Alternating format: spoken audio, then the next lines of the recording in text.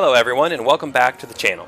Today I have my review of the remake of Live a Live on the Nintendo Switch, an RPG from Square Enix and Nintendo. Live a Live was originally released only in Japan for the Super Famicom back in 1994. This new version, released on the Switch, is the game's first official worldwide release and features updated HD 2D graphics and sound, but is it worth buying? Let's find out.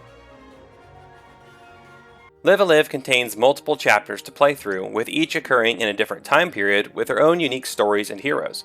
In addition, many of the chapters have a unique playstyle to them as well, such as a stealth mechanic in the twilight of Edo, Japan, or the Street Fighter style of the present day. After completing every chapter, 2 more chapters will be unlocked that tie the game together really well. Combat takes place on a grid battlefield, which allows positioning to play a role in combat, and adds to the depth of the combat as well. Abilities will have different ranges and angles that they can be used from, and enemies as well can be outmaneuvered if you pay attention to their attacks' ranges and patterns. Each time you move without attacking, everyone else's charge bar will increase slightly. Once an enemy's bar is full, they will attack, meaning if you move around too much, your enemy will get a chance to attack before you're in position. You will also sometimes have encounters where there is a leader enemy. If you take this enemy out, you will instantly win, regardless of how many enemies are still on the field. Most chapters will allow for some exploration that will allow you to find better gear or some items, but exploration overall is limited due to the small size of each chapter. The graphics are done in the style of Octopath Traveler and Triangle Strategy. The HD 2D style lends itself really well to Live a Live and really helps bring the game's world to life. And speaking of bringing the game to life, the music does an excellent job of matching up to the different time periods in the game, and all the themes are very beautiful. Okay, with the overview done, we will jump into the pros and cons. But first, please leave a like if you're enjoying the video, and if you've played the original, let me know what you think about the remake and if it's done justice to the original in the comments below. Now, let's take a look at what's good and bad about Live a Live. First off, let me just say, this is another game that I found a lot to like in, so I will discuss the top 3 pros and list out the rest at the end of the video. First up, we have the overall design of the game with its multiple time periods and varied mechanics that make each chapter feel like a game within a game. For instance, the Imperial China, Near Future, and Prehistory chapters generally play as traditional RPGs, though the Prehistory chapter does have a unique crafting system for creating weapons and armor. The Twilight of Edo, Japan chapter is stealth-based, providing you with a unique mechanic that allows you to hide to avoid being spotted. You can choose to fight, but most enemies in the beginning of the chapter, especially, will be too strong, further encouraging you to play stealthily. The Distant Future plays out like a sci-fi mystery novel that doesn't involve combat, but it is written in such a way to keep you interested and throws in a few twists for good measure. The Present Day plays like a Street Fighter game, but in an RPG battle format. In the present, you go from one match to the next, baiting your opponents to use their signature moves so that you can learn those moves and use them for yourself.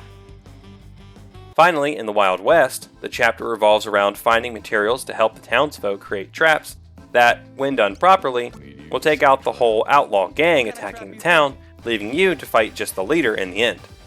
This unique variety in each era keeps interest in the game high as you play, and gives a unique experience that you can't find anywhere else. Don't ask for mercy. Next on the pros list is the combat system. As I mentioned in the overview, combat takes place on a grid and allows for positioning and movement to play an important role in combat. And as a fan of tactical RPGs, I think it's really cool to see this sort of hybrid system here.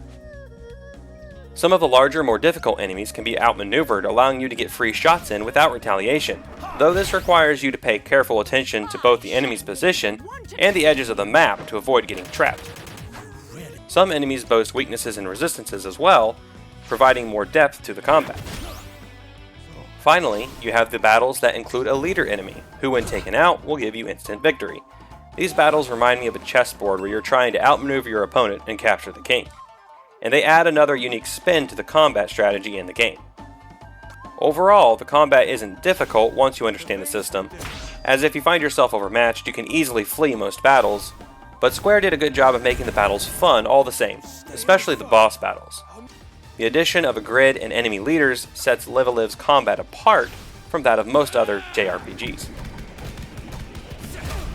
Finally, the game's presentation in both art style and music really brings the whole experience together.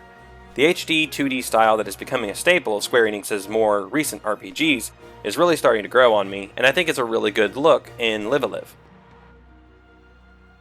The music as well fits really well here, with sounds specific to the eras and places that each chapter is found in, and does a really good job of helping immerse you in the time periods. Wow.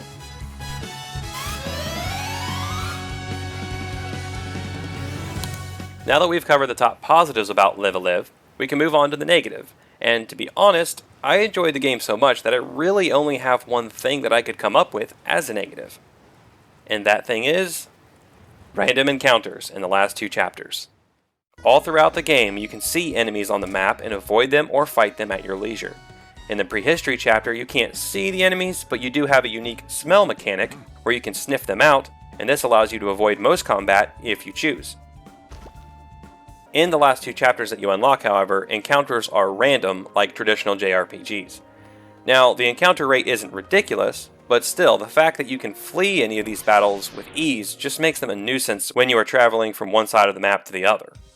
Don't get me wrong, the chapters themselves are excellent and well worth putting up with the nuisance. I just wish this part of the game would have been reworked to have encounters appear on the map. With a list of pros this long and cons this short, I'm sure you can guess that on my scale of avoid, wait for a sale, or buy, this one lands firmly in the buy category. If you've never played Live a Live but enjoy the 90s era RPGs, you owe it to yourself to pick this one up. It contains great stories, and the last 2 chapters tie the game together nicely and give you that moment when you realize, well, I'll let you find that out on your own. Click this video here to explore more of my content. Please consider subscribing for more RPG and tactics game reviews. And as always, thanks for watching and keep on gaming.